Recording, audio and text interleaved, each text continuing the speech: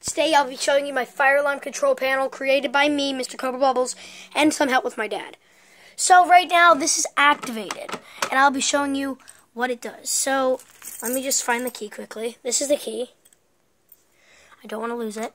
So what I'm going to do is stick it in, and it will go right back up. Now, this is inside the pulse station. So this is the pulse station. It has this thing right here is a light that lets you know if it's on or not. If the light is holding red, then the fire alarm is on, and the alarms will turn on. But if it is blinking, then there's no fire, and it is completely fine with battery and everything is set. Now this is a switch. This switch turns up and down. Down means there's a fire, or the alarm is setted. This means the alarm is silent and off. Now, when you pull it down from the front, it stays down like this and says, activated. And when you open it, it will slip right back up. Now this is the lock right here. This turns to close it into there, and this spring holds it up. So, I will demonstrate what the sound is like and how it works. To close it, you just have to push it down and then twist it in while pushing. This is a Honeywell Silent Night fire alarm. That's a pulse station I meant. This is the fire alarm, which was too loud, so we cut off the sound and used the light. Now there is something confusing, which I will show you soon. This is the bell that makes the noise. This doesn't make noise. This makes the light. And this is the confusing part. I'll be showing you guys in 1 sec. These are the wires. This is for the pulse station. This goes into the fire alarm with the light.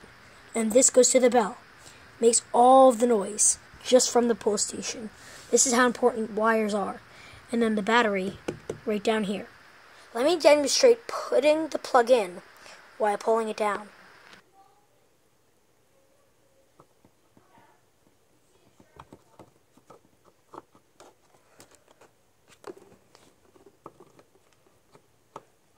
Now this doesn't plug in. The reason why is it has a hole. We need to find a plug that does have a hole, like this one. I'll be right back with it. So sorry for the dilemma. I didn't know it had a hole. So, we will be right back in the video. We are now ready and plugged in. Let's start. This is the fire alarm control panel. Let's start by pulling down simply. Now, it kind of sounds like this is making the noise, and so is this at the same time, but this is making the noise, this is making the light. Now it vibrates, and this is what it looks like. So, that's the light, and this is the bell. Let's just open it up.